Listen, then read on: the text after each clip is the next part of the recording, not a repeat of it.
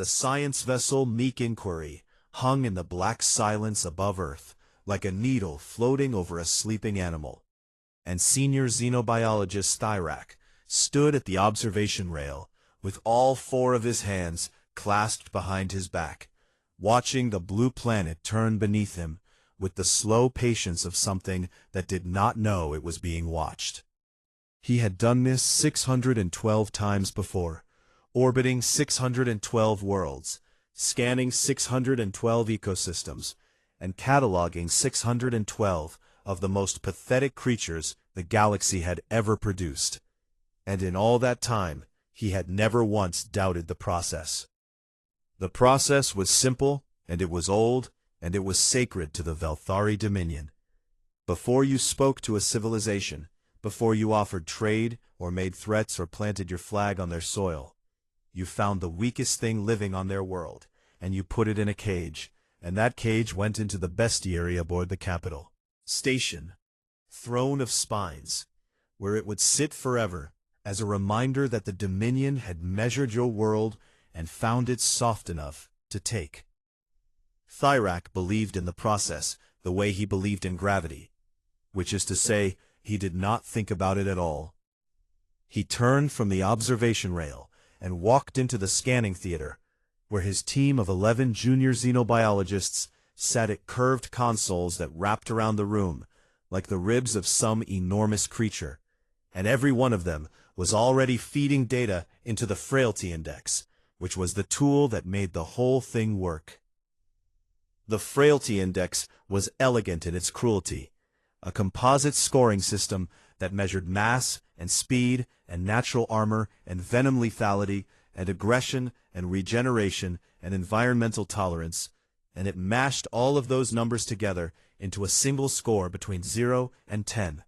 And the lowest score on any given planet belonged to the most pathetic creature on that planet. Creature was the one they took. Status, Thyrak said, and his voice carried the flat confidence of someone who had never been surprised by an animal. We have indexed approximately 8.7 million species, said Kethri, his lead data analyst, a younger Veltari whose neck plates had not yet fully hardened into adult ridges. And the index is narrowing candidates now. Thyrak watched the holographic display above the central console as species after species flickered through the ranking algorithm. Each one measured and weighed, and found to be either too venomous, or too large, or too fast, or too strange to qualify as the weakest. A translucent ocean creature called a jellyfish scored low on mass and armor, but was disqualified by its venom, which could stop the hearts of creatures 1,000 times its size. A gray, slow-moving mammal, called a sloth, scored low on speed and aggression, but had too much mass and an unexpected tolerance for parasites, suggested a toughness the numbers alone did not capture. A small wrinkled rodent called a naked mole rat scored low on nearly everything, but turned out to be functionally immune to cancer and capable of surviving in oxygen-deprived tunnels that would kill most mammals. And Thyrak had frowned at that, because it suggested the creature was quietly much harder to destroy than it looked. The list kept shrinking, and the scores kept dropping, and then at last the Frailty Index locked on to a single organism and painted it gold on the display, and Thyrak leaned forward with the satisfied expression of a hunter who has found exactly the prey he expected. The creature was called Mellivora capensis. It was a mammal, warm-blooded, four-legged, low to the ground, and it weighed approximately 12 kilograms, which was barely more than a large stone, and it lived in the dry grasslands and scrubby forests of the southern part of the largest hot continent. It at 0.07 out of 10. Thyrak studied the profile and felt the familiar warmth of confirmation settle into his chest like good food after a long shift. The creature had no venom at all, not a single toxic gland anywhere in its small body, and its teeth were ordinary mammalian teeth, and its claws were ordinary mammalian claws, and it had no shell, and no spines, and no quills, and no electrical discharge capability, and no ink sac, and no ability to change color or shape or temperature. It was not fast, the data said, topping out at a speed that most Velthari soldiers could outpace at a brisk walk. It was not large, obviously, being roughly the size of a Velthari infant. It was not armored, its skin being covered in a thin coarse fur that the sensors rated as having zero meaningful protective value. "This is it," Thyrak said, and he allowed himself a thin smile that showed the edges of his lower fangs. "This is the weakest thing on this." Keth Ray pulled up a visual capture from one of the orbital microdrones, and the creature appeared on screen in full color, waddling across a patch of dry earth with its nose to the ground. And Thyrak thought it looked like something a larger animal might eat as a snack between meals.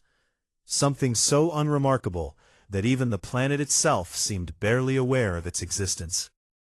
"Prepare a retrieval team," Thyrak ordered. "Standard low-threat protocol, containment pod class 1, no weapons necessary, and have them on the ground within the hour." "Should we notify the bestiary to prepare a habitat cell?" Keth Ray asked.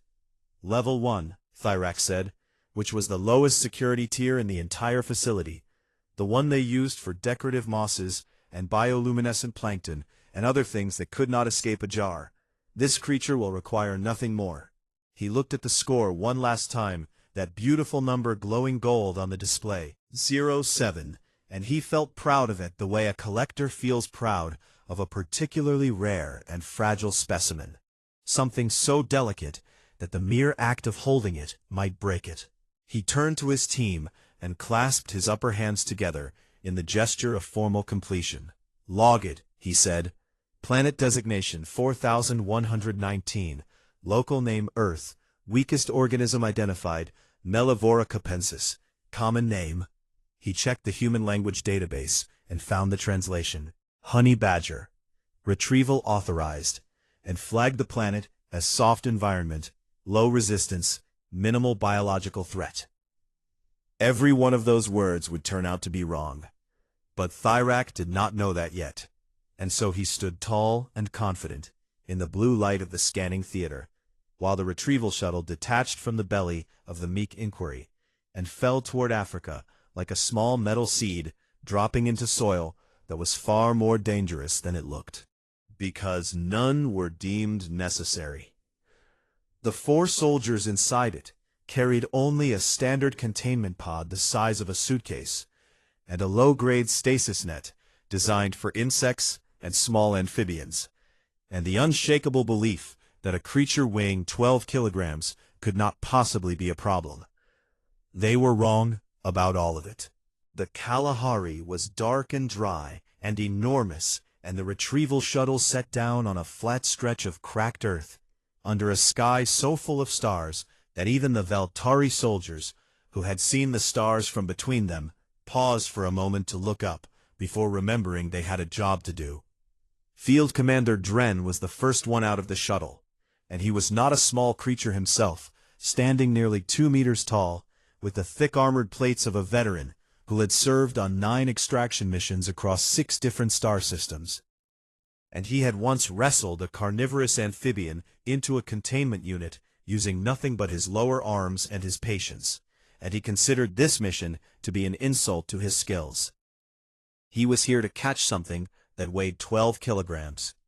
A junior soldier named Voss carried the containment pod and the stasis net, and she was already complaining quietly about the heat, which was admittedly extreme, even by Veltari standards. And the 2 remaining soldiers, Gren and Tal, walked behind them, carrying nothing at all, because there was nothing else to carry, because this was supposed to be the easiest retrieval in the history of retrievals.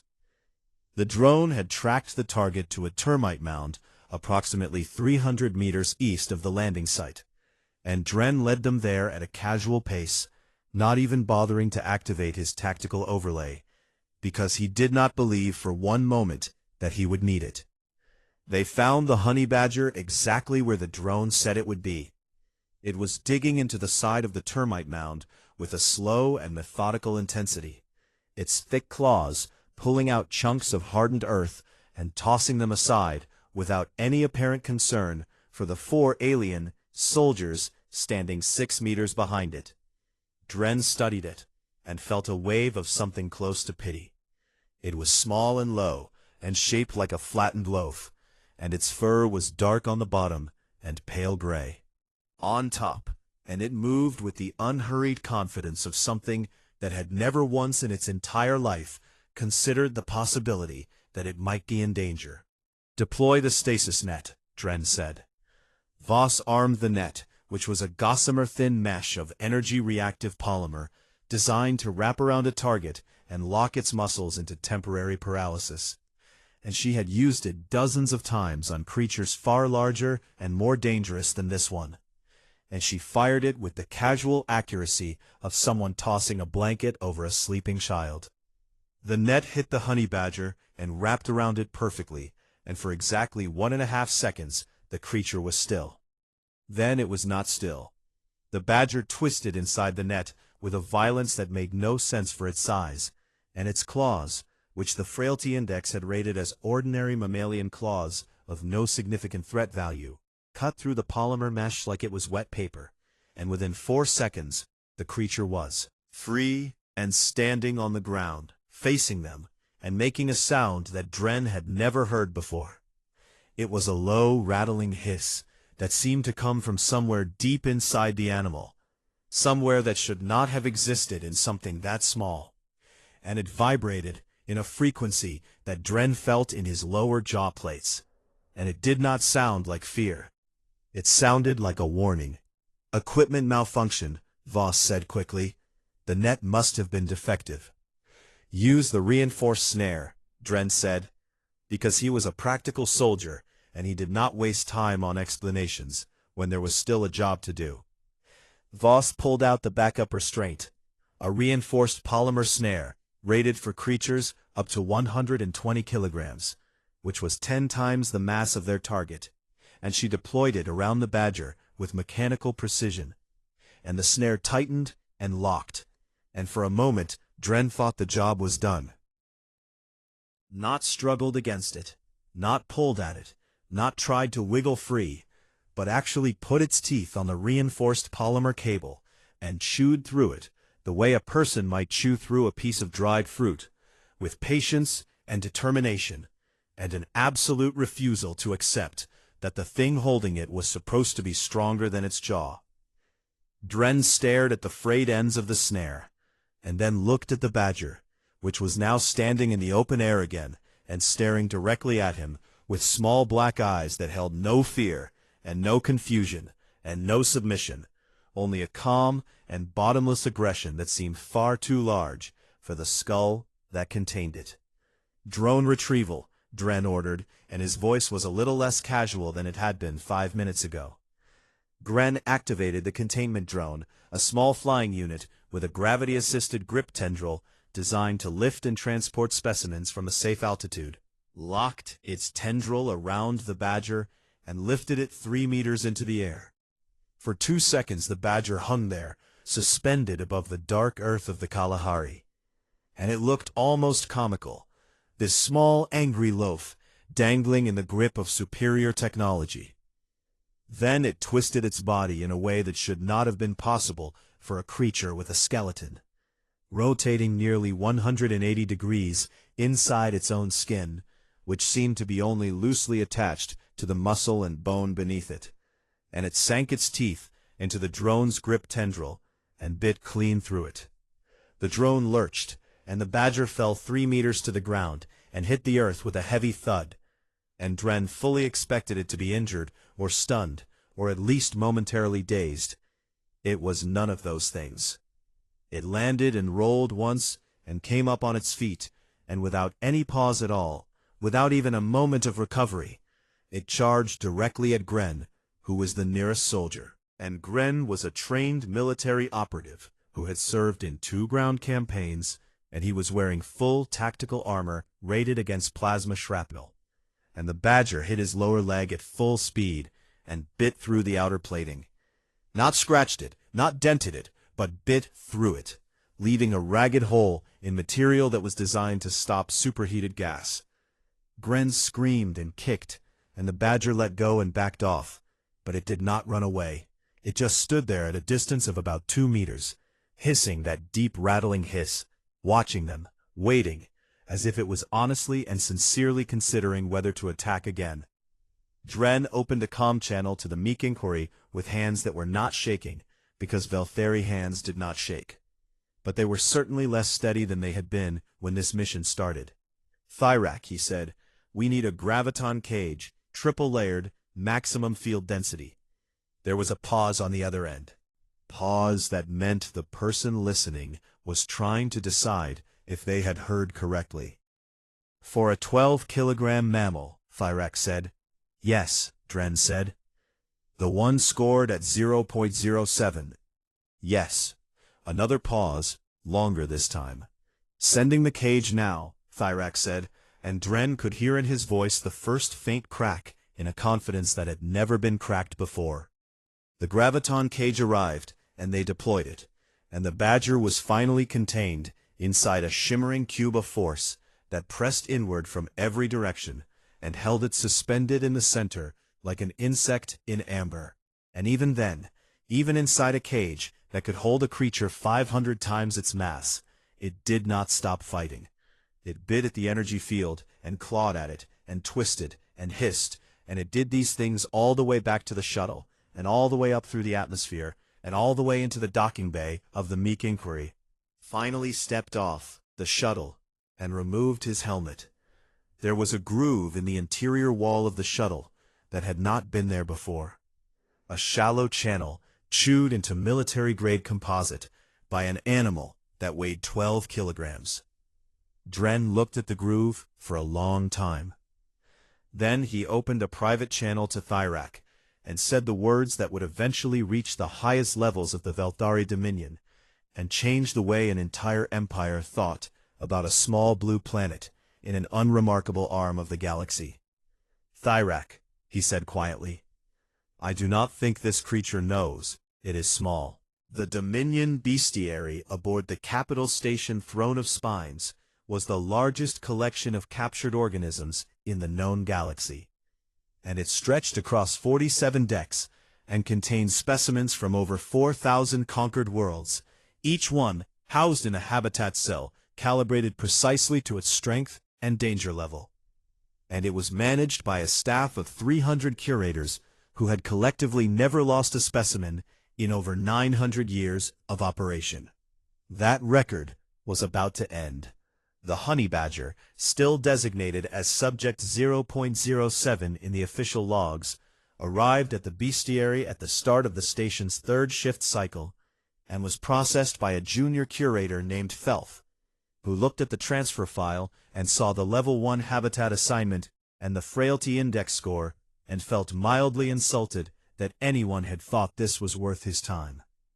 Level 1 habitats were small transparent cubes with thin walls and simple atmospheric controls, and they were used for organisms that posed no physical threat whatsoever. Things like luminescent algae and slow-crawling filter worms, and a particularly boring species of moss from a planet called Dulan that did nothing at all except sit there and photosynthesize. Felth put the Badger in Cube 1174 and sealed the door, and noted the time and walked away to process the next shipment, which was a batch of decorative coral from a water world in the outer arm. And he did not look back, because there was no reason to look back, because nothing in Level 1 ever did anything interesting. The Badger waited until Felth was gone. Then it began to dig. The floor of Cube 1174 was made of standard composite paneling, the same material used throughout the station for non-critical surfaces, and it was designed to be durable and easy to clean and resistant to moisture and mild chemical exposure. And it was not designed to resist the sustained focused attention of an animal. Animal whose entire evolutionary history had been spent digging through some of the hardest soil on one of the most unforgiving planets in the galaxy.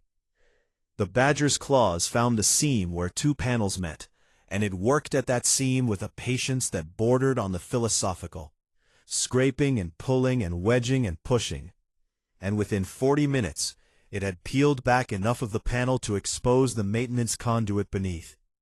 And within another 20 minutes, It had squeezed its body through a gap that looked far too small for it, because its skeleton was flexible, and its skin was loose, and it had absolutely no respect for the concept of structural integrity.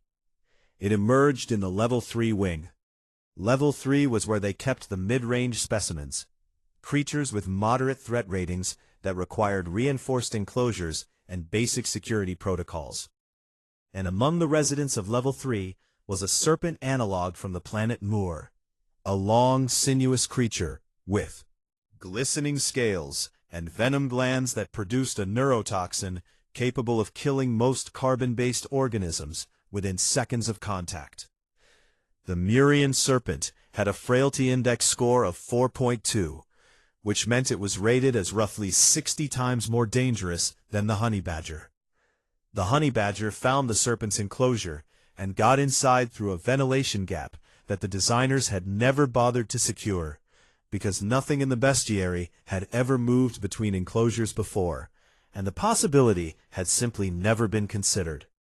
What happened next was recorded on 7 different security cameras, and would later be reviewed by every senior curator on the station, and then by the Strategic Council of the Dominion itself.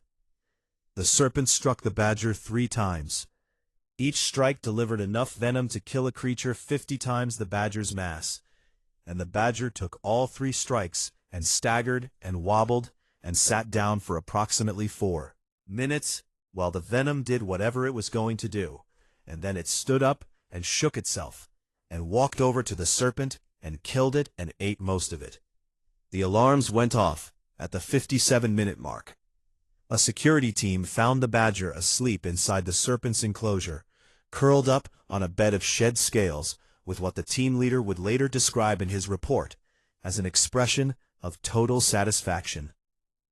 They recaptured it using the graviton protocols that had been forwarded from the Meek inquiry and moved it to a Level 5 habitat, which was a reinforced enclosure with pressure-sealed doors and biometric locks and walls made of layered composite rated for creatures up to 200 kilograms.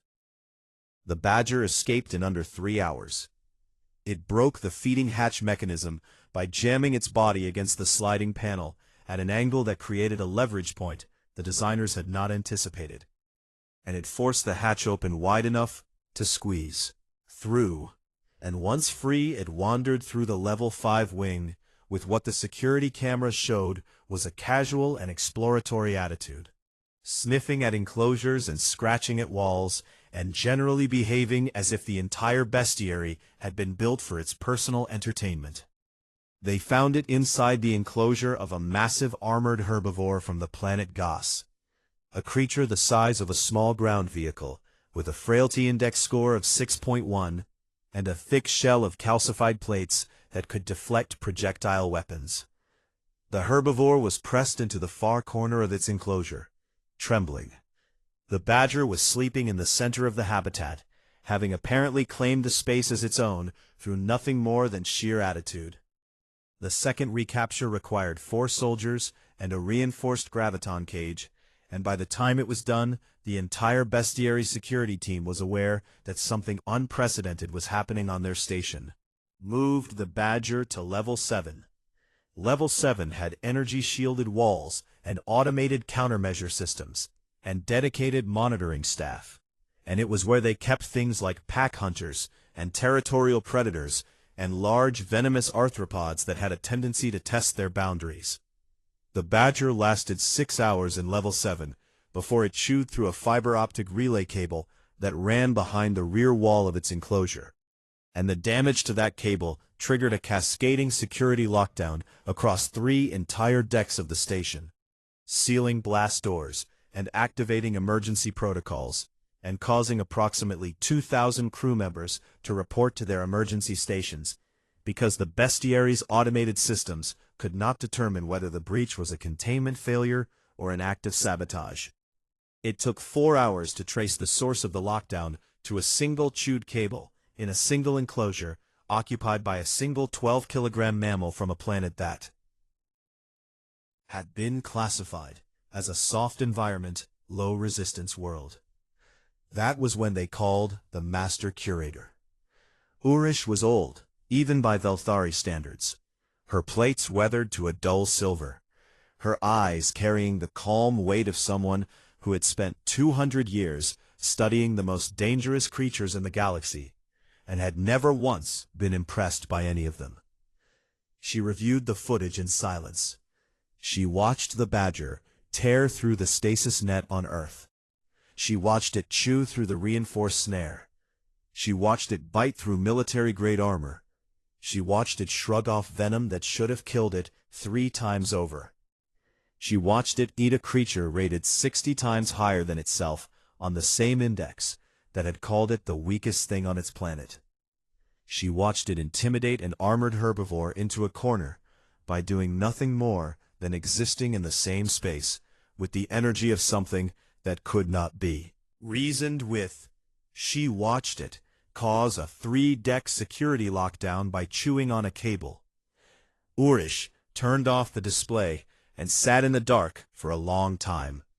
Then she called the Habitat Assignment Office and ordered the badger moved to Level 9 containment, which was the highest security tier in the bestiary.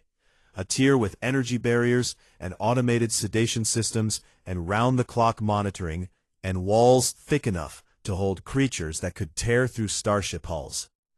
Level 9 was reserved for the apex predators of death worlds.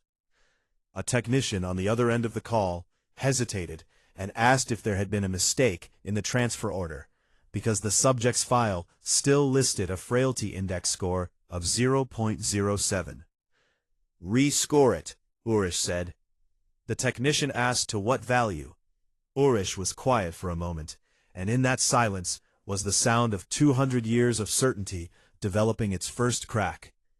"I am no longer confident our scale goes high enough," she said. The Dominion Strategic Council met in a chamber at the heart of the throne of spines that was shaped like the inside of a skull, a vast curved room of dark metal and dim amber light, where the 12 hierarchs sat in a semicircle of elevated seats and looked down at whoever was unlucky enough to stand on the speaking floor below them. Thyrak had never stood on that floor before. He had never wanted to stand on that floor, and he did not want to stand on it now. But the summons had come with the kind of language that did not leave room for refusal. And so he stood there in his best uniform, with his data files projected on a holographic display behind him, and his 4 hands clasped tightly together to keep them from betraying the fact that he had not slept in 2 days. The 12 hierarchs looked down at him with the patient expressions of beings who had collectively ruled an empire of 9,000 star systems for longer than most civilizations had existed. One of them had read the preliminary report, and every one of them had questions, and none of those questions were going to be comfortable.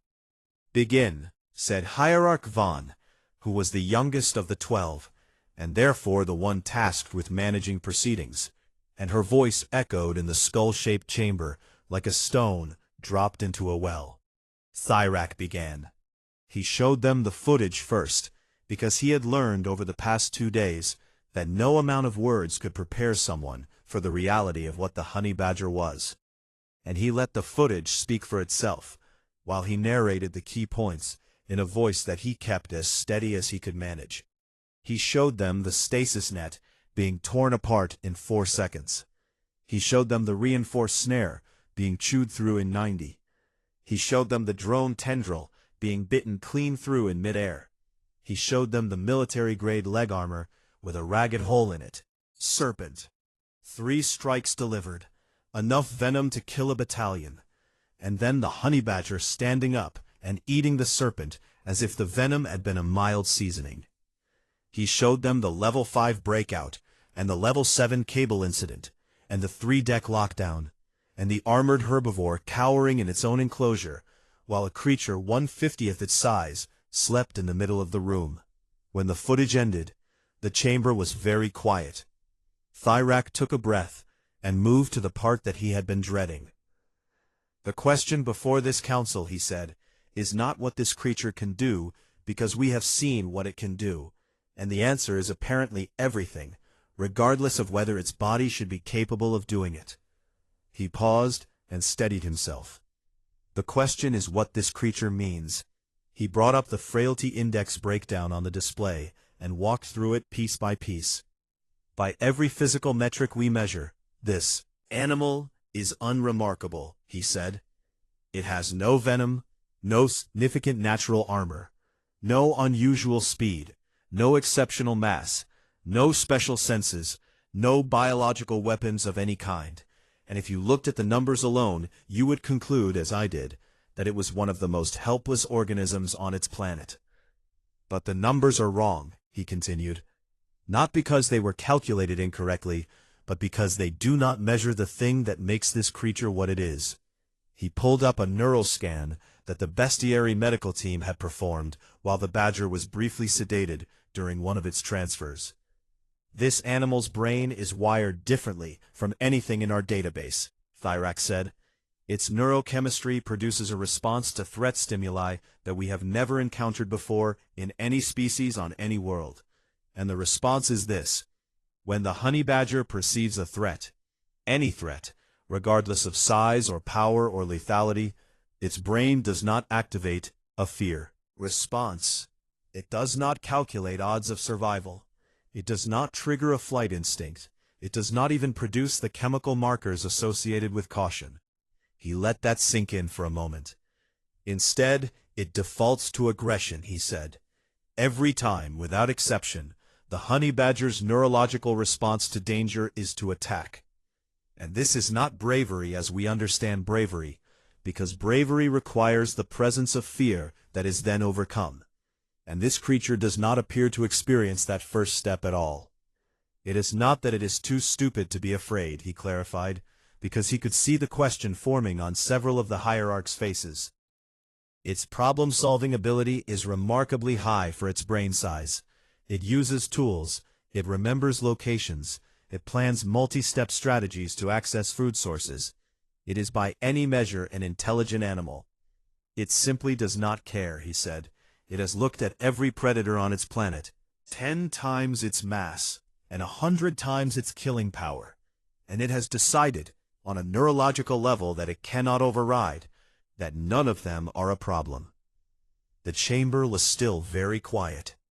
Then Hierarch Moss, who oversaw the Dominion's military intelligence division, leaned forward and asked the question that Thyrak had been hoping no one would ask. If this is the creature your index identified as the weakest organism on that planet, Moss said slowly, then what are the stronger ones like? Thyrak closed his eyes for just a moment. I was afraid someone would ask that, he said.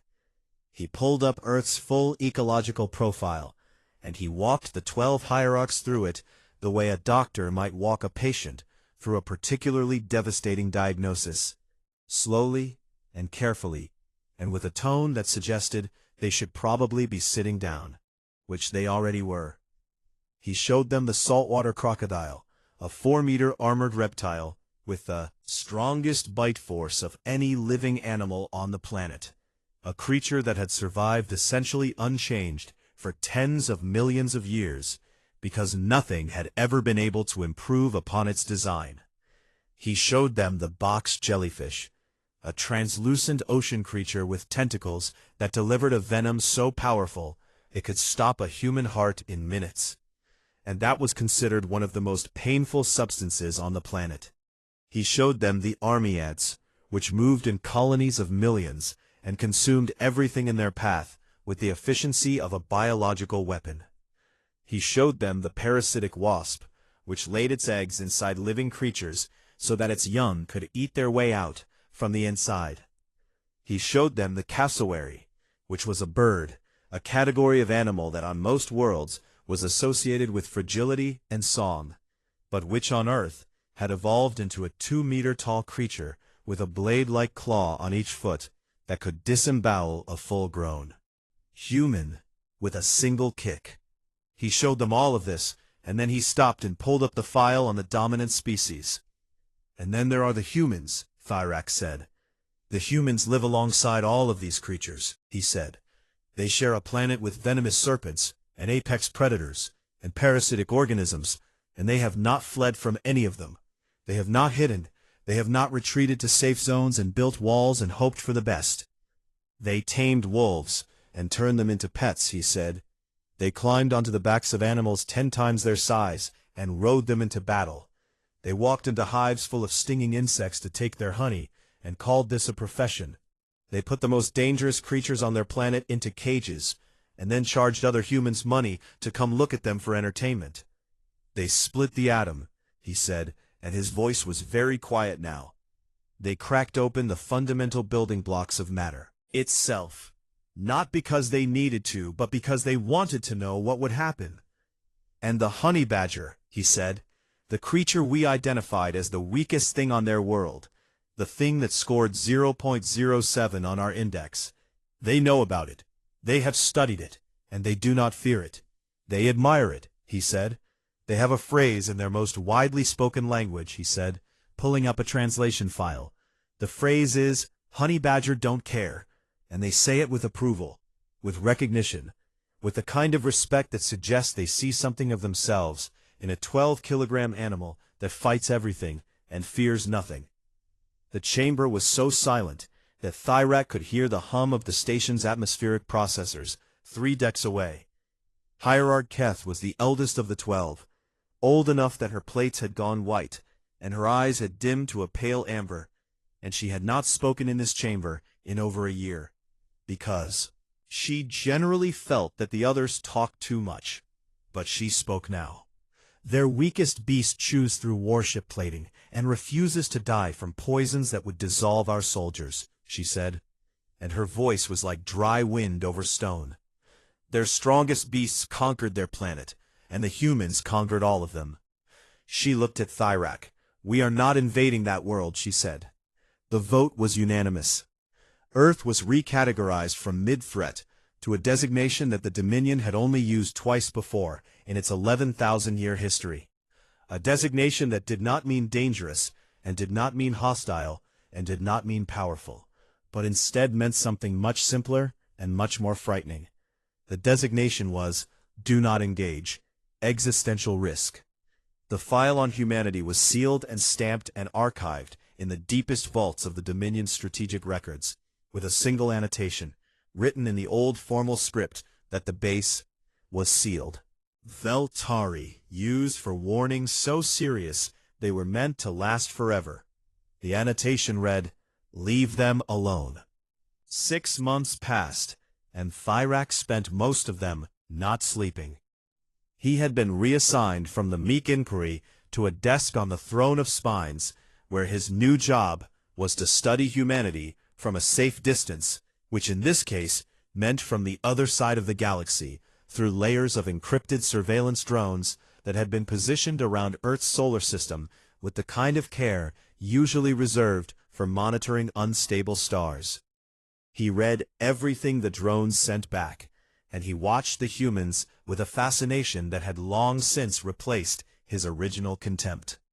The way a person who has been burned by a fire might develop a deep and respectful interest in the study of flames. He watched them build things and break things, and argue with each other, and cooperate with each other, and wage wars over ideas that he could barely understand, and then sit down together afterward and share food as if nothing had happened. Useful animals, not guard animals, not working animals, but small, soft creatures that served no purpose except to be loved, and the humans loved them with a ferocity that Thyrak found both baffling and quietly terrifying, because it meant they could form intense emotional bonds with anything, including things that could not love them back. And a species that could do that was a species that would fight to the death for reasons no rational mind could predict. He watched a human walk into a burning building to rescue a cat. He watched another human punch a shark in the face to save a stranger. He watched a group of humans strap themselves to a metal tube full of explosive fuel and launch themselves into the vacuum of space just to walk around on their own moon and come back. And when he checked the records, he discovered they had done this multiple times and then stopped, not because it was too dangerous, but because they got bored.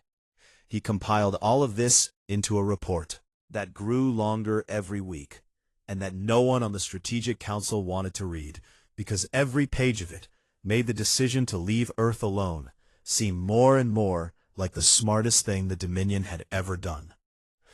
And then the order came down from the 12 hierarchs that someone needed to go to Earth and make formal contact, not to conquer or threaten or negotiate, but simply to inform the humans that the Dominion existed, and that it had officially decided not to bother them, because the hierarchs had determined that it was better for the humans to know about the Dominion than to discover it on their own, since a species like that was likely to react very badly to surprises. The order did not specify who should go. Thyrak volunteered, partly because he knew more about Earth than anyone else in the Dominion, and partly because he felt responsible for the situation, since he had been the one to flag Earth as a soft target in the first place. Small, stubborn part of him wanted to see these creatures in person, wanted to stand on their insane planet and breathe their air, and understand how a world that produced the honey badger could also produce music and poetry and the concept of forgiveness. The diplomatic shuttle was small and unarmed, and it entered Earth's atmosphere on a trajectory that the human space agencies detected immediately. And Thyrak spent the descent looking out the viewport at the blue oceans and green continents and thinking that the planet looked gentle from up here, the way a sleeping predator looks peaceful, right until it opens its eyes. He landed at a facility that the humans called the United Nations, which he understood to be a place where representatives from their various tribal territories gathered to argue with each other in an organized fashion. And he was met on the landing pad by a group of humans in formal clothing who looked at his shuttle, and then at him, and then at each other, with expressions that mixed excitement and caution in roughly equal measure. The meeting was held in a large room with curved rows of seats and a raised platform at one end. And the room was full of humans, more humans than Thyrak had ever seen in one place, and every one of them was watching him with the intense focused attention of predators who had not yet decided whether he was a threat or a curiosity. Thyrak stood at the platform and delivered his message in the humans' most widely spoken language, which he had spent 4 months learning, because he felt it would be disrespectful to use a translator. And his accent was terrible, but the words were clear. He told them that the Veltari Dominion ruled 9,000 star systems and had existed for 11,000 years, and that it had formally recognized Earth as a sovereign world whose inhabitants were to be left alone in perpetuity. He presented them with a document, translated into 12 human languages, amounted to what one of his advisors had described as an official non-aggression pact initiated entirely by the would-be aggressor. The room was very quiet. A human in the front row, a tall man with gray hair and a dark suit, who seemed to be some kind of leader, leaned forward and said, "We appreciate this, but we are a little confused, because we did not know you existed until your shuttle appeared in our sky 20 minutes ago, and now you are telling us that your empire has decided to leave us alone, which raises the obvious question of why you were considering not leaving us alone in the first place, and what changed your mind." Thyrak had prepared for this question. He had rehearsed his answer in the mirror of his quarters, and had practiced delivering it in a way that sounded calm and diplomatic, and not at all like a confession of institutional humiliation. But when the moment came, he found that he did not want to be diplomatic. Honest. "We have a protocol," he said, and his voice was steady, even though his secondary hearts were beating much faster than they should have been. "When we encounter a new civilization, we scan their planet for its weakest creature, and we capture it as a symbolic trophy. And the weakness of that creature tells us how soft the world is, and how easily it can be brought under our control." The room shifted, and Thyrak could feel the attention in it sharpen, like a blade being drawn from a sheath. "We scanned your world," he said, "and we found a creature that weighed 12 of your kilograms, a small mammal with no venom, and no armor, and no particular speed, and our instruments told us it was the most feeble organism on your planet. We captured it," he said, and it broke out of a containment cell designed for decorative organisms, and then it broke out of a cell designed for mid-level predators, and then it ate a creature rated 60 times higher on our threat index. After surviving 3 doses of a venom that should have killed it instantly, it then caused a security lockdown across 3 decks of our most secure facility by chewing through a fiber optic cable. And it intimidated an armored herbivore the size of a ground vehicle into cowering in the corner of its own enclosure by doing nothing more than walking into the room. "We moved it to our highest security tier," he said, "a tier we reserve for the apex predators of the most dangerous worlds in the galaxy. And then we looked at your species," he said, "the species that shares a planet with this creature and considers it normal. The species that rides large animals for fun, and walks into insect hives to steal their food, and splits atoms out of curiosity. And we decided that we wanted absolutely nothing to do with any of you." The room was silent for a long moment. Then a woman sitting in one of the back rows, a delegate with dark skin and bright eyes, who was wearing a small pin on her lapel that Thyrax's translator identified as the flag of a nation called South Africa, started laughing. It was not a quiet laugh, or a polite laugh, but a real laugh. The kind that comes from genuine surprise and recognition, and it spread through the room like a wave, jumping from person to person. And within seconds, half the assembly was laughing, and the other half was smiling. And Thyrax stood on the platform, feeling the vibration of it in his chest, and not understanding why they found this funny, but understanding on some deep level that their laughter was itself a data point, another piece of evidence that this species processed fear and danger and existential threat in a way that no other civilization in the galaxy had ever done. The South African delegate wiped her eyes and called out from her seat in a voice that carried across the entire room. "You found a honey badger," she said. "Yes," Thyrax said, "and it scared your entire empire." Thyrax considered denying it, and then considered softening it, and then decided that honesty had served him well so far. "Yes," he said. She grinned, and it was the kind of grin that Thyrax imagined the honey badger might have worn if it had the facial muscles for it, wide and fearless and full of a joy that was somehow indistinguishable from a threat. "Wait until you meet an Australian," she said. Thyrax did not know what an Australian was, but the way the rest of the room reacted, with a fresh wave of laughter that was louder and longer than the first, told him that he probably did not want to find out. He returned to the Dominion 3 weeks later, after a visit that included a tour of several human cities, and a meeting with a group of human scientists who wanted to ask him about faster-than-light travel, and a dinner where he was served food that a human described as mild, but that made his entire mouth go numb for 2 hours. His final report to the Strategic Council and included a single amendment to humanity's classification file. The original file read, "Do not engage, existential risk."